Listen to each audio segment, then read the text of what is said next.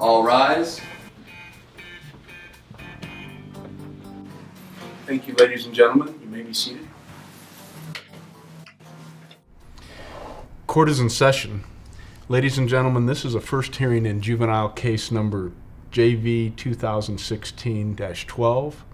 The title of the case is In the Interest of Betsy Smith, a Minor Child. Mr. Garrett, would you introduce the participants in the courtroom? Thank you, Your Honor. My name is Tyler Garrett, District Attorney representing the state of Wyoming in this matter.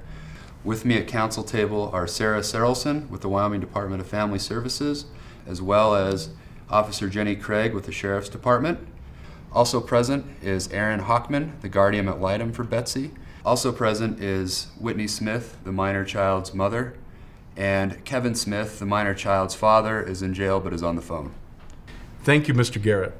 Mr. Smith, you're on the telephone. Can you hear me okay? Yes, sir. Very well. Folks, as I indicated, this is a first hearing in a juvenile case. I'm Judge Couts. I'm one of the district court judges here in this district. And in Wyoming, district court judges are also juvenile court judges. This is a hearing in juvenile court, and it's important that you understand that because there are some differences between what happens in regular court and what happens in juvenile court. One of those differences is that these proceedings are confidential. And there's some other differences I'll tell you about in a moment. Mr. and Mrs. Smith, there are two purposes for us being here today.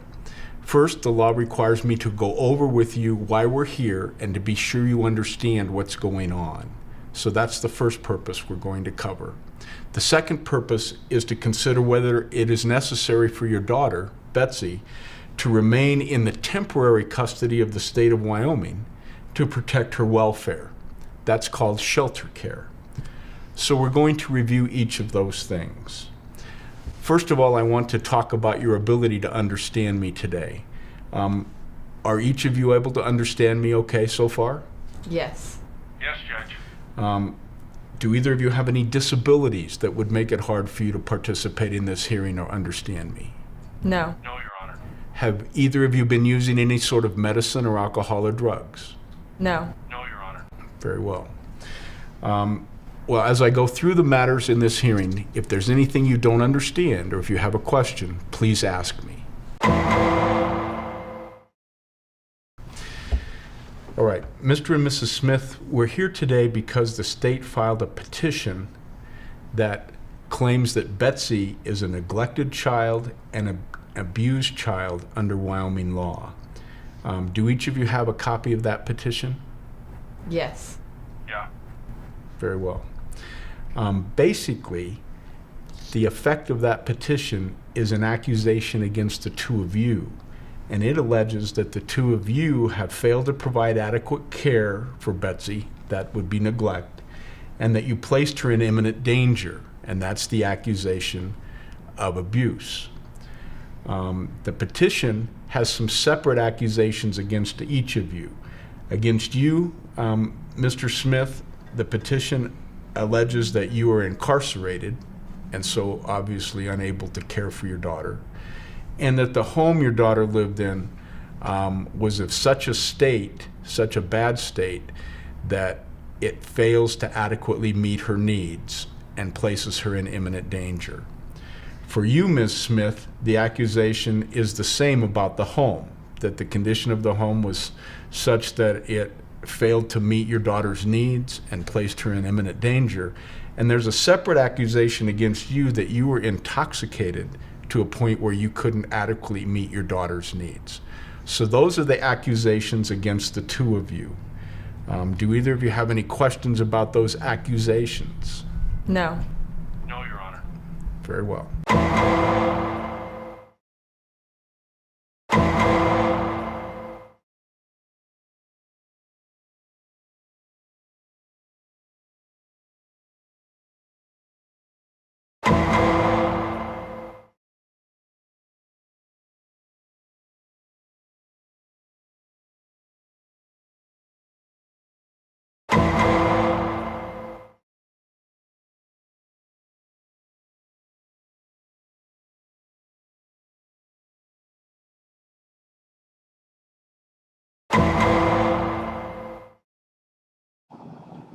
Please tell us what happened yesterday.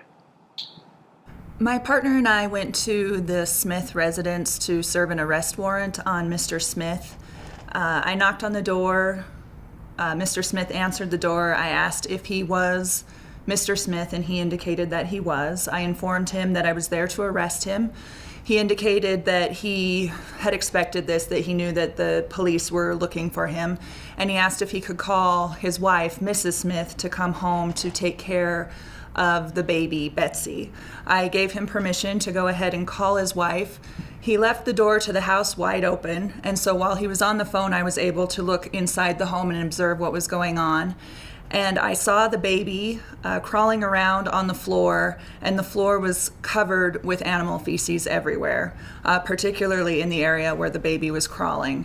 I also noticed that there was an electrical outlet very near the area where the baby was crawling around, and that there were many exposed wires coming out of that electrical outlet. A few minutes later, Mrs. Smith arrived at the house. She stumbled up the stairs. She had bloodshot eyes. When she began speaking to Mr. Smith, her speech was slurred, and I could smell the distinct odor of alcohol on her. At that point in time, she seemed very agitated and angry at us and at Mr. Smith. And so my partner went ahead and arrested Mr. Smith and took him to the car. And at that time, I took the child into protective custody. Mr. and Mrs. Smith, now I'm going to give Mr. Hockman, the guardian ad litem, a chance to answer any questions he has of this witness. Now, the guardian ad litem is an attorney appointed to represent your daughter. Doesn't represent you, but he represents the best interests of your daughter. Mr. Hockman, do you have any questions for this witness? No questions for this witness, Your Honor. Thank you. Mr. Smith, do you have any questions you want to ask this witness? No, Your Honor. Very well. Ms. Smith, do you have any questions?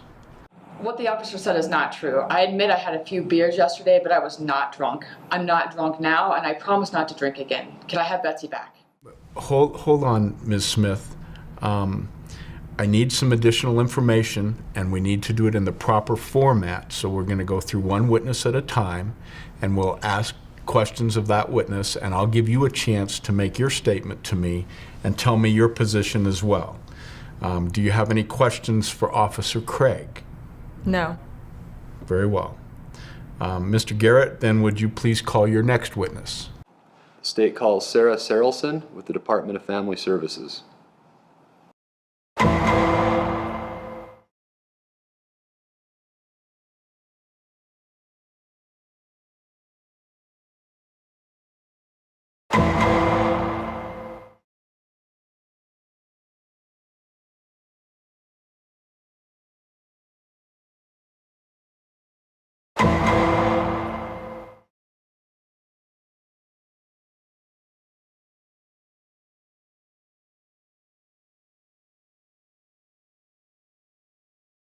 I met with and interviewed Mrs. Smith yesterday in her home right after Betsy was taken into protective custody. At that time, the home still had considerable safety hazards, hazardous items in the home that were concerns for Betsy to remain. I was able to meet some with Mrs. Smith. It appeared at that time she was under the influence of alcohol. Her speech was slurred, her eyes were glossy. She had a very hard time having that discussion. She was cooperative at that time with DFS and has continued to be. We were able to meet this morning. We started to develop a safety plan to address some of those items that we're concerned about with returning Betsy to the home. She is working on engaging a safety network to be able to help and monitor with the safety plan. And so at this point, we continue to have concerns with Betsy returning to the home today. However, with the safety plan developed, safety network to monitor, we would at that point recommend that Betsy would be able to return to the home. Ms. Serrelson, can you tell me what you've done to locate any extended family? Yes, Your Honor. Yesterday, when I met with Mrs. Smith, she discussed having family that was in California. The family has recently located here, and so I was able to contact both maternal and paternal relatives that are out of state. We are working on getting supports that are in town so that she's able to have supports with her, and we have begun the ICPC process looking at different placements, but at this point there isn't anyone located in town who could be a placement option. Very well. Mr. Garrett, do you have any other questions for this witness? No, Your Honor. Mr. Hockman? No, Your Honor. Mr. and Mrs. Smith, do either of you have questions for this witness? No. No, Your Honor. Mr. and Mrs. Smith, the court has heard evidence from the state, and I've heard argument from Mr. Garrett, and I've heard your positions. Now I'm going to ask the guardian ad litem for his recommendation as to what we should do about shelter care. Mr. Hockman? Thank you, Your Honor. Prior to this hearing, I interviewed Mrs. Smith and the Department of Family Services caseworker and believe that with an adequate safety plan, the child can be returned to the care of her mother. The mother is employed, has child care in place while she's at work, she's committed to not drinking alcohol while she's watching the child, and understands that the house needs to be clean and made safe. I would recommend that the court continue protective custody, place the child in the legal custody of the Department of Family Services with physical placement for foster care. However, I'd request this court grant DFS the authority to return the child to the physical custody of the mother once a safety plan has been completed and agreed to by the mother. The safety plan should address the cleanliness of the house and the repair of the exposed wires. It is in my client's best interest that the safety plan be completed as soon as possible and no later than 24 hours. Betsy should be returned to her mother as soon as possible and would request that this court set a deadline of Friday. Thank you. Thank you, Mr. Hockman. Ladies and gentlemen, the court has heard the evidence, testimony, and argument today, and now I will make findings and a decision for you about shelter care. The court finds that it is contrary to the welfare of the minor child to remain in the home with the parents at the present time. And the court finds that the evidence establishes it is in the best interest of the child to continue in protective custody pending the development of an appropriate safety plan.